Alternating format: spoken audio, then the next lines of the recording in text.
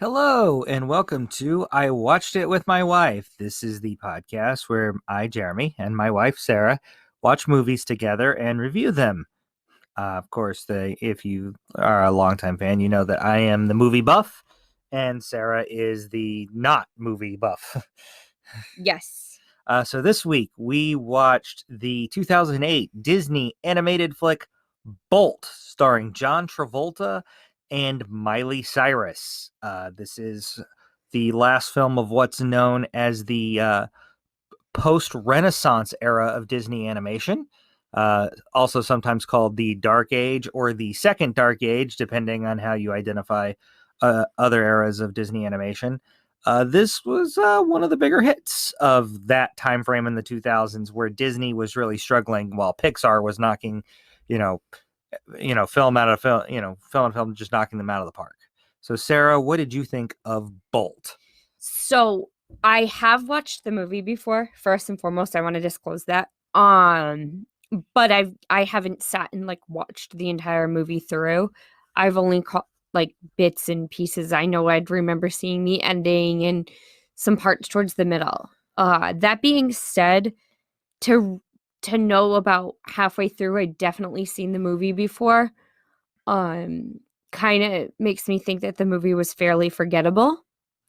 It wasn't a terrible movie. It was a cute movie, but it just wasn't something that was memorable to me as far as, and it wasn't until I got about halfway through, it was like, okay, I've definitely watched this, or at least seen, this part till the end, but, really couldn't remember any specific parts of the movie as much. You know what I mean? Nothing in the movie super stood out to me as anything great. It wasn't a terrible movie. It just wasn't a great movie. This film, I'd seen bits and pieces before.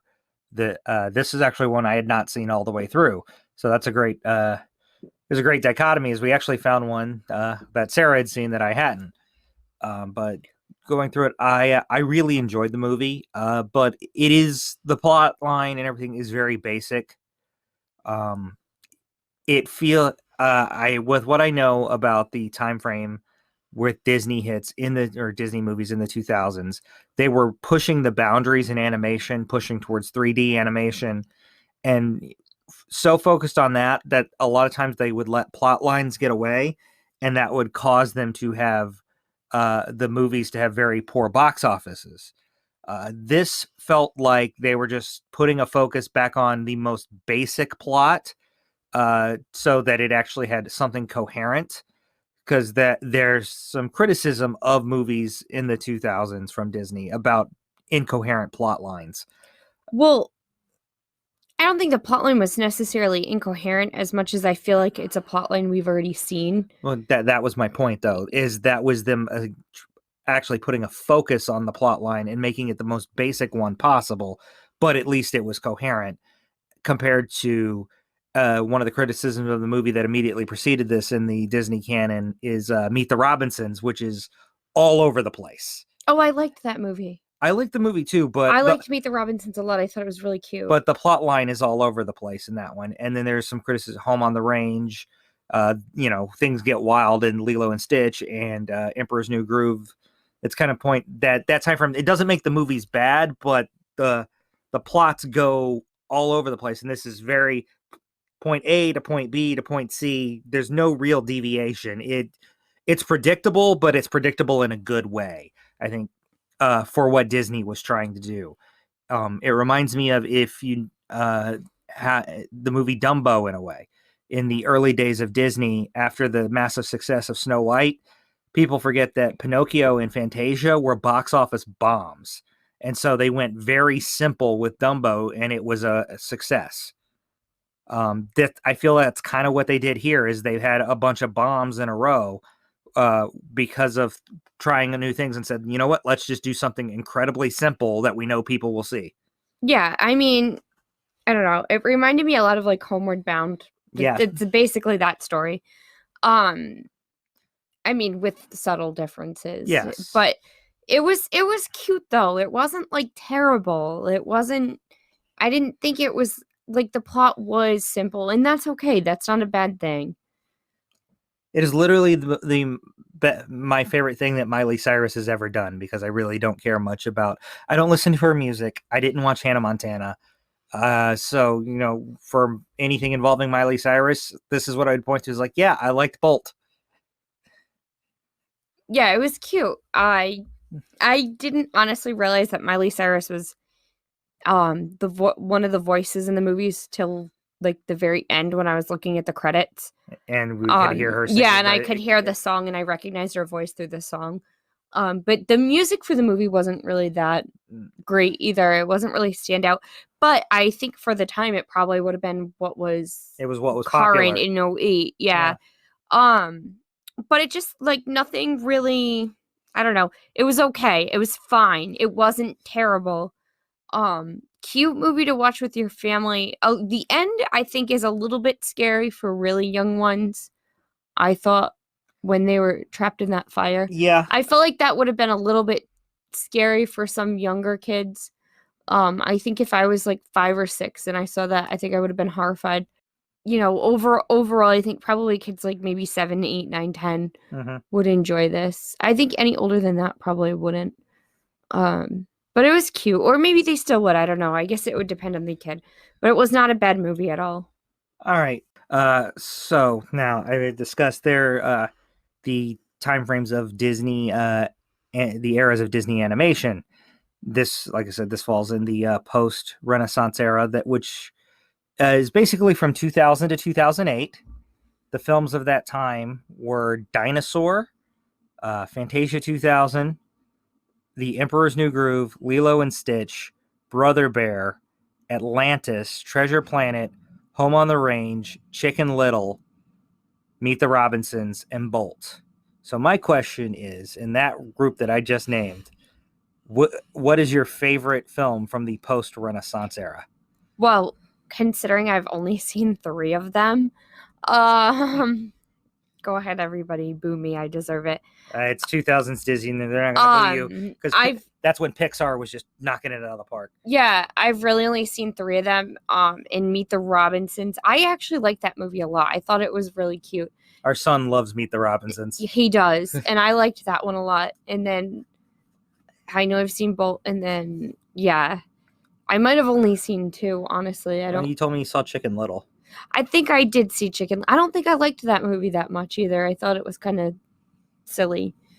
I'm gonna say Meet the Robinsons would be my favorite. Okay.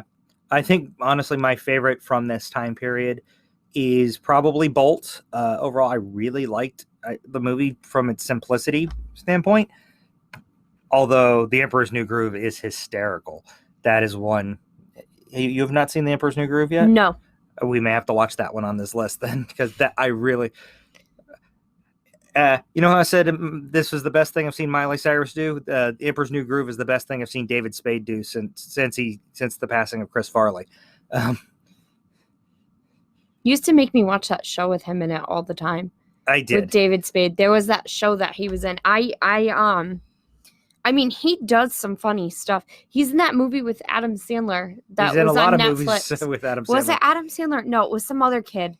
It was like Bad Dad or something like that, or The Worst Dad on Netflix. Yeah. Or like Crappy Dad or Terrible Dad. Well, it was something like that where he played like a really bad, like redneck, like white trash dad. That movie was pretty funny. I liked that movie a lot. Yeah. From David Spade. But there's not a lot of David Spade films. I'm like, oh yeah, let's watch a David Spade film. But same thing with TV shows. He's not my favorite actor. But that's a completely different we're topic. on a different topic now. So, sorry, I'm right, drifting. So what's your least favorite film? I guess it's Chicken Little if you're saying Bolt's in the middle and you've only seen the 3. Yeah, I think I've seen Lilo and Stitch too. But I don't remember if I don't remember it.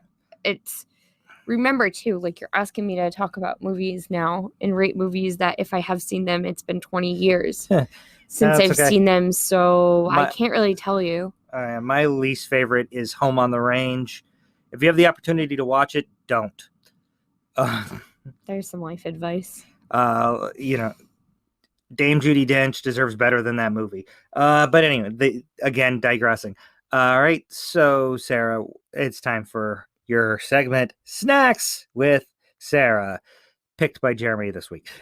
Yes. I let Jeremy pick the snack, and so we had chips, the scoopable tortilla chips with queso dip that we picked up at Aldi. Queso Blanco. Yeah, it was their queso blanco, and it was really good. And nice and creamy. You can never go wrong with chips and queso. And then my beverage of choice was an Angry Orchard hard cider. And Jeremy, what did you have to drink? I had the Mountain Lightning, the Walmart brand of Mountain Dew. Exciting, I know. Well, Jeremy has to work tonight, and I do not. So that's part of it, yes. Yeah, that's why he's drinking Mountain Dew, and I'm enjoying a beer, or a hard cider. So, all right. So, Sarah, on a scale of 1 to 10, how would you rate Bolt? A 5. 5? It was medium. It was just middle of the road film. Wasn't bad. Wasn't great. It was fine. I give it a 5. I give it a 6.5. Like I said, I really enjoyed it, but I recognize that everything you're saying there, it is simple, it is predictable, it's formulaic. All of those things can be negatives, but they can also be positives, especially at a time when you need a hit. And it was a hit for Disney. It was what they needed at the time they needed it. Is it going to be one that's elevated up there that we remember like a Snow White or Cinderella or pretty much the entire Disney Renaissance of the 90s? No. Or, the revival era we're currently in, where it just seems like Disney's churning out hit after hit. No. This is a time frame where I think the Pixar movie that came out the same year was either Up or Wall-E in 2008. I mean, in the 2000s, Pixar released Monsters, Inc. and The Incredibles and Finding Nemo and Cars and Ratatouille and Up and Wall-E. These were all hits. Whether we've discussed our dislike for Wall-E in a previous episode, but that doesn't change the fact that it was a massive hit. Yeah, we're not going to get back into that, though. But yeah, it was Bolt's not going to stand up against the Pixar films of the time.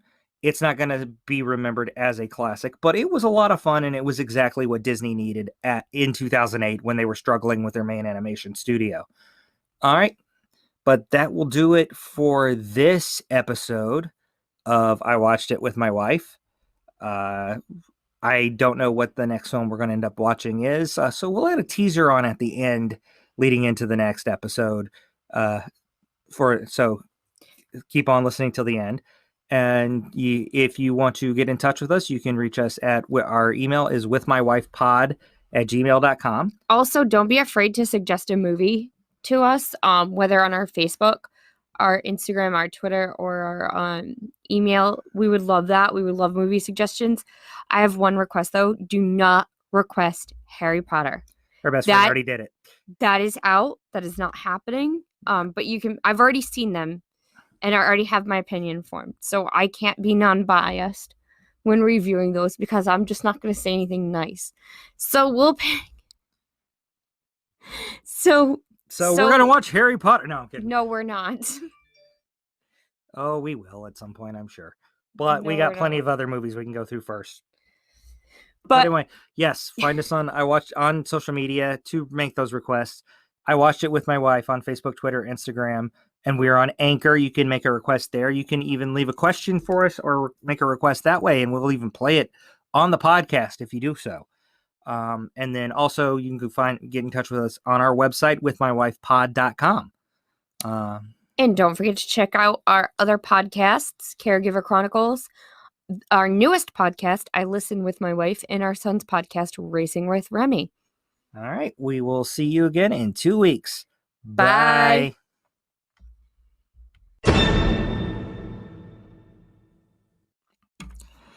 Hello, this is Jeremy telling you what's coming up next time on I Watched It With My Wife.